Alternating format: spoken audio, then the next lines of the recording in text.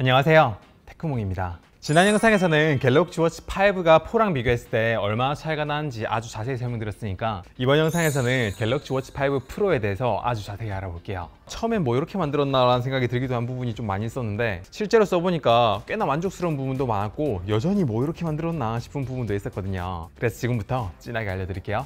전 이번 갤럭시 워치 5 프로가 두께도 되게 많이 두꺼워지고 갤럭시 워치 5가 4보다 두께가 더 두꺼워지면서 무게가 더 무거워졌잖아요. 그래서 이번에 얘도 그럴 줄 알았는데, 아니 얘는 더 심하게 그럴 줄 알았는데 얘 본체 기준으로는 무게가 오히려 더 가벼워졌습니다. 근데 그 차이가 꽤나 많이 나요. 이게 아무래도 워치 4 클래식에 있던 회전 베젤링을 없애면서 무게를 좀 전략한 것 같은데 두께가 꽤나 많이 늘어났음에도 불구하고 착용감은 별로 나빠지지 않았습니다. 근데 다만 스트랩 무게가 전작보다 좀 많이 무거워져가지고 본체랑 스트랩이 조합된 무게를 서로 비교해보면 거의 비슷한 수준이거든요. 근데 착용감은 요 스트랩 무게 자체보다도 요 본체 무게의 영향을 좀 더 많이 받기 때문에 저 생각보다 착용감이 좋아가지고 놀랐어요. 또 회전 베젤링이 없어진 건 여전히 아쉽지만 그래도 무게가 요만큼 줄고 배터리 사용 시간 요만큼 늘어났으면은 생각보다 괜찮다라는 느낌이 지금부터 슬슬 들기 시작했어요. 배터리 시간 얼마나 길어졌는지 말씀 안 드렸죠. 아마 워치 5 프로의 가장 큰 특징이 늘어난 배터리 시간일 텐데요. 일단 배터리 용량부터 이 워치 4 클래식하고 비교하면 차이가 되게 많이 나요. 그럼 실제로 얼마나 가냐 라고 물어보신다면 이틀 이상 간다고 말씀드릴 수 있을 것 같아요. 제가 사용하는 조건이 꽤나 가혹한 조건이거든요. 이렇게 화면이 항상 켜져 있는 AOD 상태를 유지하고요, 중간에 운동도 하고요, 워치 5 프로 기능 테스트 한다고 막 이것저것 만지면서 잘 때도 이거 켜고 잤는데 48시간 후에 배터리 양을 보니까 이렇게 한 5% 정도 남아 있었습니다. 그래서 이번엔 이것저것 테스트하느라고 평소보다 사용이 좀 더 많아서 이 정도 남았다면 평소 사용 패턴대로 한다면은 한 이틀 반 정도 가지 않을까 라고 생각을 하고 있어요. 물론 평소에 전 이걸 차고 자지 않으니까 3일? 진짜 이거 배터리 절약할 수 있도록 설정까지 최적화시킨다면 4일까지도 갈 것 같다는 생각이 들었어요. 그래서 진짜 어디 출장 같은 거 갈 때 얘 배터리 충전기 따로 안 들고 가도 된다는 거는 확실히 큰 장점으로 다가왔습니다. 그래서 배터리 만족스러워 라는 생각을 하면서 요 스트랩을 조금 자세히 봤는데 요 스트랩 제가 좀 말씀드릴 게 많네요. 저는 개인적으로 시계를 착용하거나 벗었을 때 이렇게 메탈 스트랩하고 비슷한 버클 방식을 되게 좋아해요. 게다가 이게 또 자석 방식이다 보니까 굉장히 편할 줄 알았는데 충전할 때 되게 불편합니다. 이 상태로 바닥에 이렇게 놔둘 수가 없거든요. 허공에 붕 뜨다 보니까 충전기를 요 밑에다가 갖다 붙여야 돼요. 물론 그거는 이렇게 안에 있는 요거까지 이렇게 풀어내 가지고 완전히 분리시키면 괜찮지 않냐 라고 할 수가 있는데 이 상태로도요, 바닥에 놔뒀을 때 붕 뜹니다. 이런 충전기를 사용할 경우에는 충전을 아예 못하게 되고요, 이런 스마트폰의 무선 배터리 공유 기능이라든지 또 이런 보조 배터리를 이용해 가지고 충전하려고 그러면 얘가 이렇게 공중에 이렇게 붕 뜨는 바람에 충전을 할 수가 없어요. 그래서 삼성전자에서도 그런 문제를 알고 있는지 얘를 구입했을 때 충전을 좀 편하게 하라고 이렇게 허공에 붕 띄어가지고 충전을 할 수 있는 이런 크레드를 제공하던데, 물론 이제 밖에 나가가지고 충전할 일이 잘 없게 배터리 용량이 커졌으니까 그거는 그렇다고 이해할 수 있는데, 이번 스트랩에서 사실 제가 제일 아쉬워하는 거는 요 밑에 있는 메탈 버클 부분이 책상을 계속 끓는다는 거예요. 키보드로 이렇게 작업할 때요. 키보드로 작업하고 있을 때 바닥 끓는 소리 나죠. 방금 잠깐 이렇게 책상 위에 대고 왔다 갔다 했는데 여기 약간 하얗게 됐습니다. 저는 제 업무 환경의 특성상 키보드로 이렇게 막 작업할 때가 많은데 그럴 때마다 여기 좀 끓여가지고 제가 주기적으로 이렇게 닦아주고 있거든요. 이걸 굉장히 오래 사용하게 되면 책상도 그렇고 얘도 그렇고 좀 상태가 안 좋아질 것 같아 라는 생각이 좀 들어요. 왜 이렇게 만들었는지 저 되게 아쉽네요. 기존의 갤럭시 워치 4 클래식 같은 경우에도 그런 문제가 있지 않았냐 라고 물으시면 아니요, 없었어요.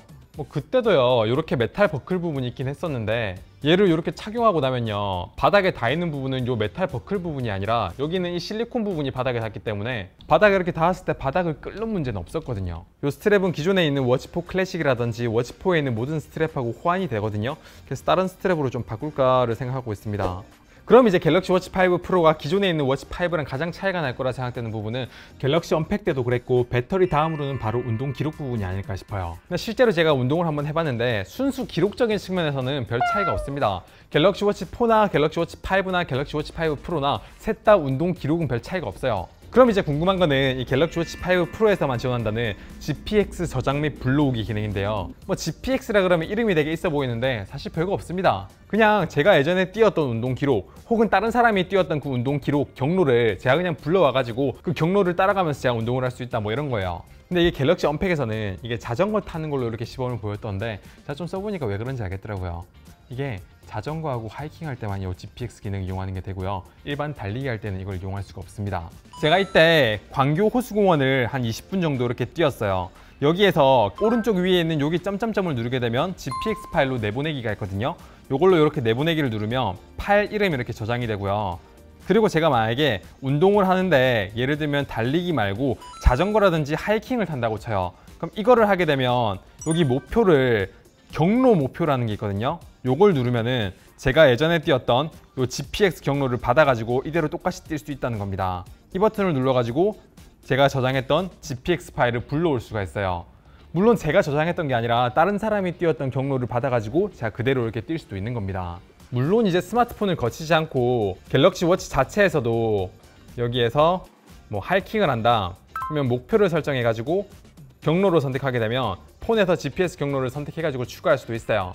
이게 왜 일반 달리기 모드에 선택이 안 되겠는지 조금은 아쉽네요. 많은 분들이 자전거를 타거나 하이킹, 등산을 하거나 그런 것보다는 달리기 할 일이 좀 더 많을 것 같은데 말이죠. 물론 이제 일반 달리기 하실 때 달리기를 선택하지 않고 그냥 하이킹을 누르셔도 되긴 되는데 제가 워치를 2개 차고 하나는 달리기, 하나는 하이킹으로 해가지고 테스트를 한번 해봤거든요. 보시면 하이킹은 아무래도 등산이다 보니까 고도를 기준으로 데이터를 표기해주고요. 달리기는 케이던스도 볼 수 있는데 하이킹에선 이런 걸 볼 수가 없고요. 구간 기록은 둘 다 비슷하게 이렇게 볼 수 있는데 달리기 상세 분석은 역시 달리기에서만 되고요. 그 외에 최대 산소 섭취량이나 땀 손실 추정치 이런 것들도 전부 다 달리기 모드에서만 됩니다. 그래서 GPX 기능이 달리기에 쓸 수 없다는 거는 정말 좀 아쉬운 것 같아요. 그리고 GPX 기능이 재밌긴 한데 실제로 정확도는 조금 의문이 듭니다. 저는 계속 직진을 하고 있는데 지금 좌회전하라고 뜨는 거 알 수 있죠. 계속 이렇게 직진을 하고 있는데 얘가 좌회전을 했다고 인식을 하는지 이렇게 다시 경로가 바뀌는 걸 알 수가 있습니다. 그리고 여기에서 기록되는 GPS 경로가 엄청 정확하다고 말씀드리긴 어려워서 지금 완전히 똑같은 경로를 가고 있는데 이렇게 기록되는 거는 조금의 차이가 나는 걸 알 수가 있습니다.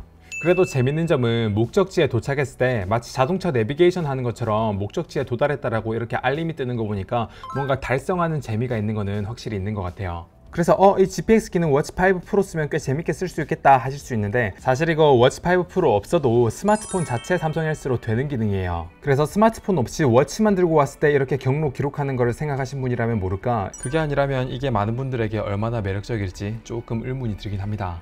네, 그래서 이거 외에 갤럭시 워치 5하고 워치 5 프로하고 기능적으로 차이가 나는 거는 뭐 별거 없습니다. 오히려 전작인 워치 4하고 5하고 차이 나는 점은 제가 지난 이 영상에서 자세히 설명드렸으니까 그 영상 안 보신 분들은 이 영상 보시고 그거 보러 가시면 좋을 것 같네요. 개인적으로 워치 5 프로에 프로라는 이름이 붙었으니까 조금 더 성능이 좋았으면 좋겠다 라고 생각했는데 성능은 워치 5나 워치 5 프로나 둘 다 비슷비슷한 수준이라서 좀 아쉬워요. 물론 이제 갤럭시 워치 3랑 비교하면 워치 4, 워치 5가 조금 더 부드럽고 잘 작동하긴 하는데 그래도 여전히 애플워치랑 비교하면 빠릿빠릿함이라든지 화면 움직일 때 부드러움 정도가 차이가 많이 나긴 납니다.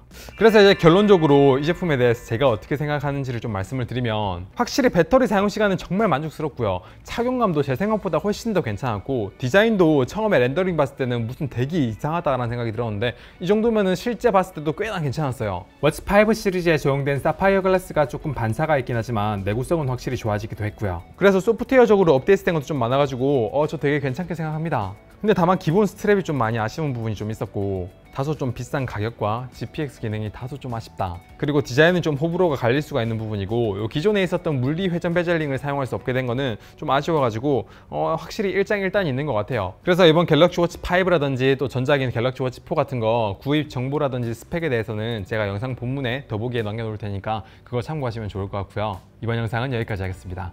영상 괜찮았으면 구독, 좋아요 부탁드려요. 감사합니다. 테크몽이었습니다.